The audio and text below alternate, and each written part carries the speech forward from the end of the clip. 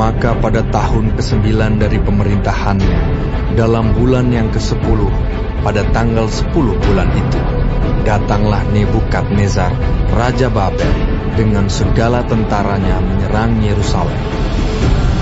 Ia berkemah mengepungnya dan mendirikan tembok pengepungan sekelilingnya.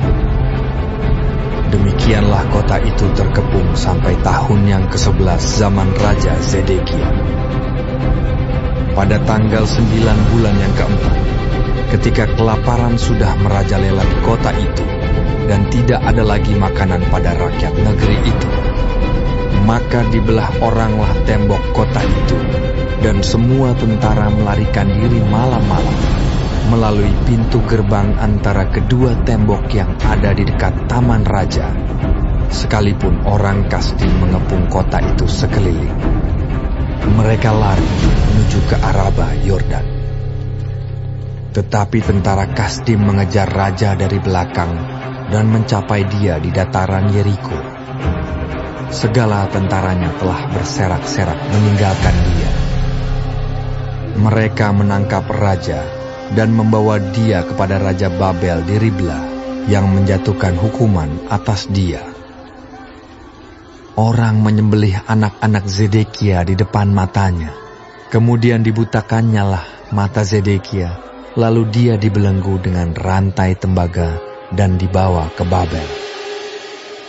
Dalam bulan yang kelima pada tanggal 7 bulan itu, itulah tahun ke-19 zaman Raja Nebukadnezar, Raja Babel, datanglah Nebuzaradan, kepala pasukan pengawal, pegawai Raja Babel, ke Yerusalem.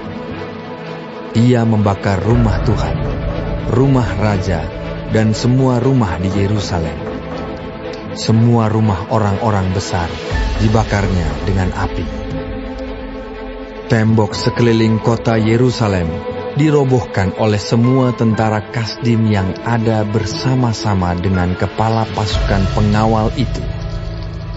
Sisa-sisa rakyat yang masih tinggal di kota itu, dan para pembelot yang menyeberang ke pihak Raja Babel, dan sisa-sisa kalayak ramai diangkut ke dalam pembuangan oleh Nebuzaradan, kepala pasukan pengawal itu. Hanya beberapa orang miskin dari negeri itu ditinggalkan oleh kepala pasukan pengawal itu untuk menjadi tukang-tukang kebun anggur dan peladang-peladang. Juga tiang-tiang tembaga yang ada di rumah Tuhan, dan kereta penopang dan laut tembaga yang ada di rumah Tuhan dipecahkan oleh orang Kasdim, dan tembaganya diangkut mereka ke Babel. Kuali-kuali, penyodok-penyodok, pisau-pisau dan cawan-cawan, dan segala perkakas tembaga yang dipakai untuk menyelenggarakan kebaktian diambil mereka.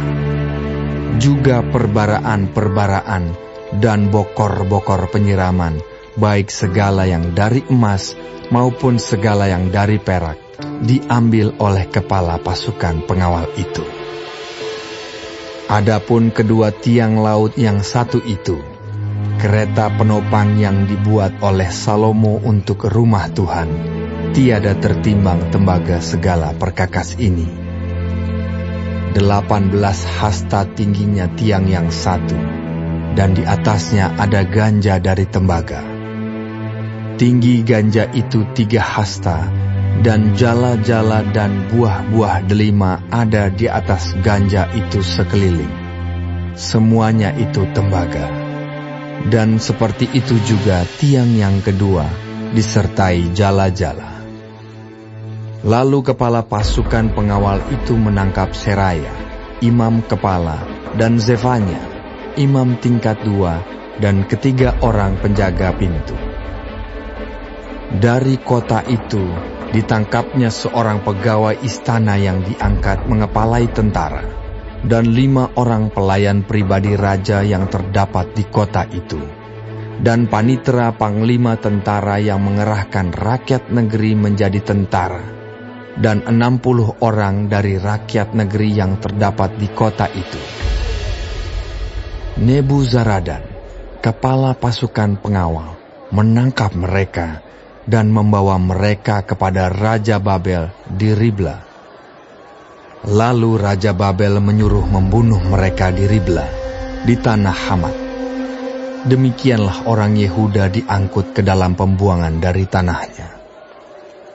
Tentang rakyat yang masih tinggal di tanah Yehuda, yang ditinggalkan oleh Nebukadnezar, Raja Babel, diangkatnyalah atas mereka Gedalia bin Ahikam bin Safan.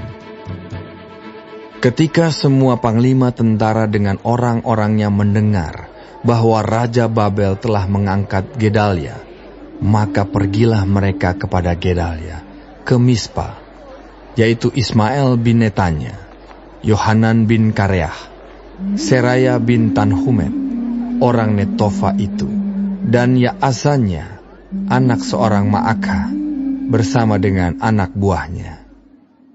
Lalu bersumpahlah Gedalia kepada mereka dan anak buah mereka, katanya kepada mereka, "Janganlah kamu takut terhadap pegawai-pegawai orang Kasdim itu. Tinggallah di negeri ini dan takluklah kepada Raja Babel, maka keadaanmu akan menjadi baik."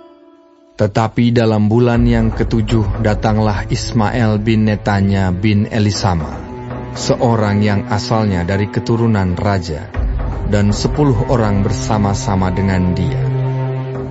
Mereka membunuh Gedalia dan orang-orang Yehuda dan orang-orang Kasdim yang ada bersama-sama dengan dia di Mispa. Maka bangkitlah seluruh rakyat, dari yang kecil sampai yang besar, serta panglima-panglima tentara, lalu larilah mereka ke Mesir, sebab mereka takut terhadap orang Kasdim itu. Kemudian dalam tahun ke-37 sesudah Yoyakim, Raja Yehuda dibuang, dalam bulan yang ke-12, pada tanggal 27 bulan itu, maka Ewil Merodah, Raja Babel, dalam tahun ia menjadi raja, menunjukkan belas kasihannya kepada Yoyakin, Raja Yehuda, dengan melepaskannya dari penjara. Ewil Merodah berbicara baik-baik dengan dia, dan memberi kedudukan kepadanya lebih tinggi daripada kedudukan raja-raja yang bersama-sama dengan dia di Babel. Ia boleh mengganti pakaian penjaranya, dan boleh selalu makan roti di hadapan raja selama hidupnya. Dan tentang belanjanya, raja selalu memberikannya kepadanya, sekadar yang perlu tiap-tiap hari selama hidupnya.